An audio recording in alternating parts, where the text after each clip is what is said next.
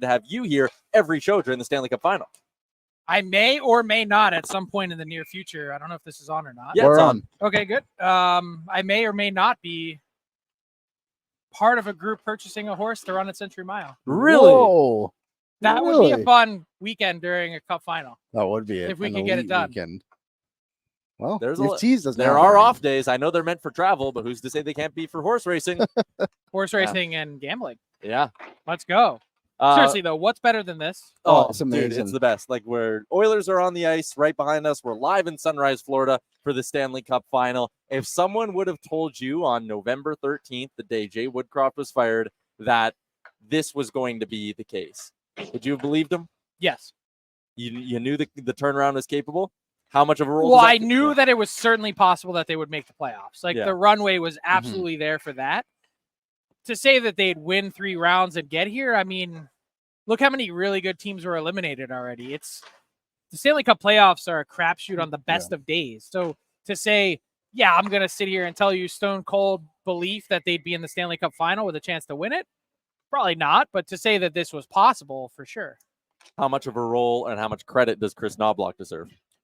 A huge part of it, and I wrote a lot about his origin story today on dailyfaceoff.com. It's kind of one that blows your mind. And look, there's a lot to unpack when it, started as a player at the University of Alberta with the Golden Bears, but then so many of the facets that he takes in his coaching style, forecheck, defensive zone coverage, and breakouts, all those things.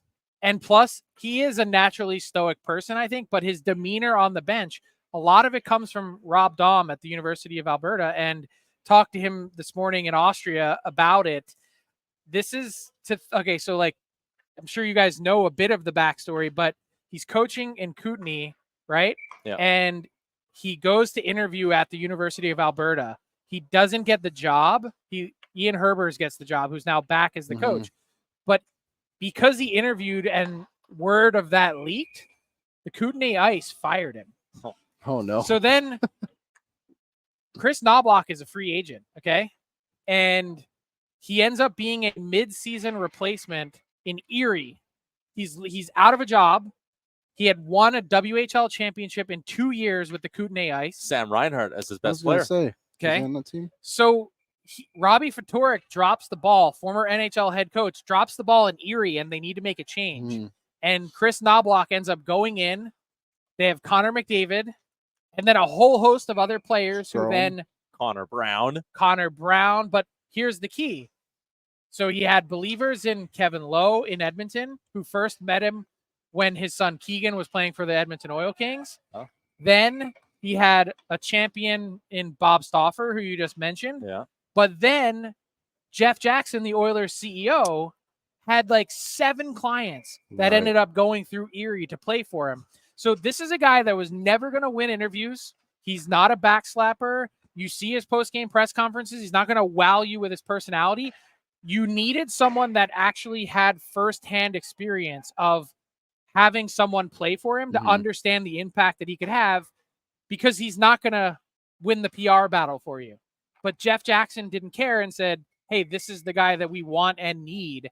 And now we've got this series where he's not only pressed all the right buttons to get to this point, but there's the largest gap between head coach's experience in Stanley Cup final history. 1,849 games that Paul Maurice has coached in the regular season.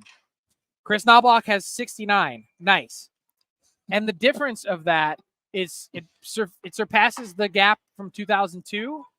And if you're thinking, though, for 1 second that Chris Knoblauch is going to be wide-eyed or overwhelmed by the moment, read my story. You don't know the people that know him. What a crazy ripple effect. Just like everything that happened to like get But here it's and like, have almost- all the people here in Edmonton to get it done too, like the connections. The story and the word that I used in my story is a lot of people feel that it's destiny. This is a guy that was supposed to end up back in Edmonton coaching a team from Alberta, just happens to be the Oilers and not the Golden Bears. Rob Dahm said in my piece today that had he gotten that job in 2012, today he's probably still very happy coaching the Golden Bears.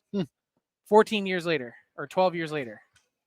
and pretty now well. he's coaching the Edmonton Oilers. And they're 4 wins away from the Stanley Cup. The margins in this series are going to be razor thin. What are some of the key battlegrounds? When we look back at this thing with whoever wins, what will be the defining factors of it? Well, I mean, which ones do you want to tackle first? Like, we've got the McDavid Barkov. Yeah. We've got the battle of the defensemen. And I think the top 3 of both these teams is pretty equal. Can Brett Kulak be a swing guy? You just was asked about Evander Kane and his importance in this series. Can he remain disciplined? Now going against a team that's going to throw a lot at him. Can he remain disciplined and can he score? Because if he gets rolling, he's the guy who, when he's hot, 40-goal guy. Few more important pieces in a playoff run than an Evander Kane. Yeah. However, he's obviously hurt. He hasn't done it this postseason. And don't be a net negative. That's the key. You mentioned before, can the bottom 2 lines, and we'll see how they ultimately end up shaking out for game 1, but can the bottom 6 of the Oilers just cancel out the depth that the Florida Panthers have? That's another battleground. And what do you... Oh, go ahead. I was going to say, how good do you think Stuart Skinner needs to be? If Stuart Skinner doesn't have a 900 or better save percentage in this series, I don't think they can win. I think, he's got to be 910 or better. No, I don't even think you need to go that far. Okay. You need to, if you're Stuart Skinner, you need to keep the Oilers' head above water. Let everyone else do the work. Don't put too much pressure on yourself. It's not all about you, one individual player. Just don't hurt them.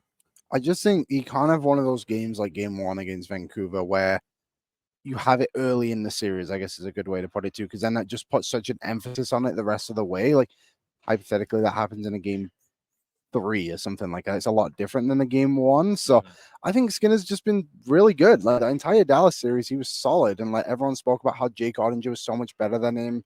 And now it's the Bobrovsky thing too. So it's going to be an interesting battle. But I think Skinner's not as bad, I guess, as people really make him seem. Well, it's not that he's bad. It's just that even heading into the conference final, he was the 4th of 4 goalies that you would pick. Yeah. And now, obviously, heading into the Stanley Cup final, you're going to have him. He doesn't have the same pedigree. We're talking about him going up against a 2-time Vezina Trophy winner who's gotten his team to the Cup final last year, who slayed one of the best regular season teams in NHL history in 2019 with the Blue Jackets. But you brought up the stats, and Bobrovsky's numbers are just okay. He was lights out in 3rd round. Yeah. He was sub 900 in round 1. And round 2, he was 904 or 906. It was fine. Yeah. And then now what? He was terrible last Cup final, but the team was also not healthy and no good. So there's a lot of factors, but he just can't cripple you. And you're right. If you blow a game like the Oilers did against the Canucks, giving up a 3-goal lead, they got away with it against the Stars, blowing another 2-goal lead. This time around, this team's too good. Yeah. You can't be giving away. There are no freebies when it comes to the Stanley Cup final. Yeah, no, absolutely. Just a couple of notes from the Oilers skate that was happening behind us, and a few of the different media who are watching have sent it out. Apparently, Nurse and Ceci back together on the D pairings. I wonder about that a little bit. I also wonder, it's the day before game. I was going to say, I don't know that they're necessarily broadcasting everything that they want to do, but I also don't think Chris Knoblauch's the type of guy that really cares about any of that stuff. Do you? You don't think he cares about that pairing? No, I'm saying I don't think he cares about what he shows. Oh, I see. Yeah. I don't think he's sitting there going like, yeah, you know what? I'm not going to tell them who my starting goalie is. Like, that's not, he's not really about games. So my guess would be what you see is what you get, at least to start. And then the other interesting thing is, we talked about this too. Will Vinny Desharnais be the 6th guy or not? Because you talk about that ferocious Florida forecheck, and they got to be able to manage it. I think their best play is with Broberg because he hasn't shown an ability yet to not handle it. But that's going to be something to watch, is how do they handle the pressure? Do you crack or not? They're doing some work with the D-men behind us, right now. It does look like at first glance that it's Broberg and Ceci who are going to be together, but it looks like they're also mixing in Vinny Desharnais on the ice a little bit as well. I think that's Phil Kemp out there as the 8th defenseman too. So the thing with CC and Nurse is that they will get shifts together throughout the game anyway, even if Nurse is with Kulak. So like maybe it's just a bit of that as well. It's like they're going to skate together then, so let's just put them together for a little bit in practice. Yeah. they're working on their puck retrievals right now. That's going to be a massive part of it. I agree with you, Frank. I think the best way to survive this ferocious Florida forecheck is to get the puck out of your zone cleanly and efficiently. I think Broberg gives you the best chance to do it. The big decision up front is going to be putting in Warren Foegele or not. And the decision basically, from what we've seen today, comes down to, do they want Warren Foegele in the lineup, or do they see McLeod, or do they want to have Derek Ryan in? Do they want a right shot center? Sam Carrick factors into the conversation as well. I think playing Warren Foegele and the upside, I think that's the move. And listen, he wasn't good against Dallas. He got healthy scratch, but this 5-day break, I think, allows everybody a nice hard reset. I want Warren Foegele in my game one lineup. I think the upside there is tremendous. Do you think it's the right move? I don't. Really? I would go with what got you there. I think the adjustments that they made, I think. So who would you be taking out? Carrick or Ryan? Well, Carrick, it looks like he's out. Yeah. I'd keep in Ryan. I know a lot of people don't love his game, but he doesn't make dumb plays. He doesn't. Yeah, and I think that's the reason. Foegele makes dumb plays. But the upside of Foegele as well is better than Ryan. Do you want but Ryan, you breaker, know what you're going to get. Safe? Yeah. But safe is what might get you in the Stanley Cup final, right? Like you need that. Yeah. There's an element of like, especially on the what road. exactly what I was just talking about with Skinner. Don't hurt us. Yeah. Can you be a net neutral? Yeah. And look, Foegele could be a positive, but he could also be a negative. So it depends on what your risk profile is. And I would say this time of year it's heightened, and I think Ryan's safer. And obviously the fact that we're having this discussion and no one said take Perry out, I think is very important. Well, I think Perry is maybe on a shorter lease, and I think he should be. I don't know if he is, but I think he should be. be. Sorry, yeah. He can't play in the top 6 right now. They have to play him lower in the lineup at least. And then I do Dude, agree. I totally disagree. You think Frank, playing he him can't higher? skate. He can't skate, but you're not looking for 82 games. But I don't want him. I don't And want the that. series has a ton of rest. And look at some of the best sustained pressure that the Oilers were able to put together against the Dallas Stars.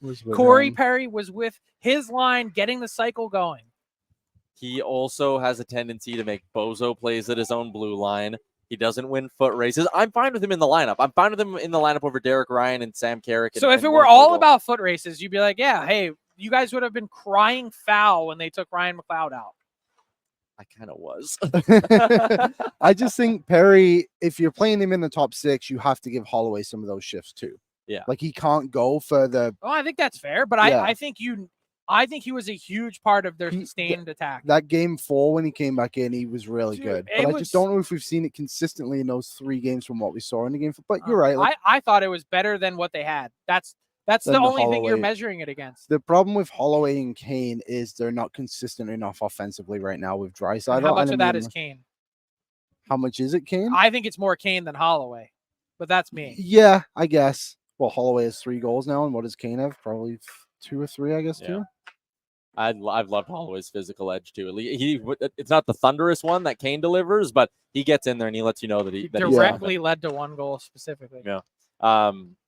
Interesting lineup choices. We'll continue that conversation tomorrow. I see Rusty is in the chat and he agrees with Frank on both points. He thinks Perry's going to be an X factor in this series, and he agreed with you on the other point as well with where to put CC and Broberg respectively or CC and Kulak, I should say, on this blue line.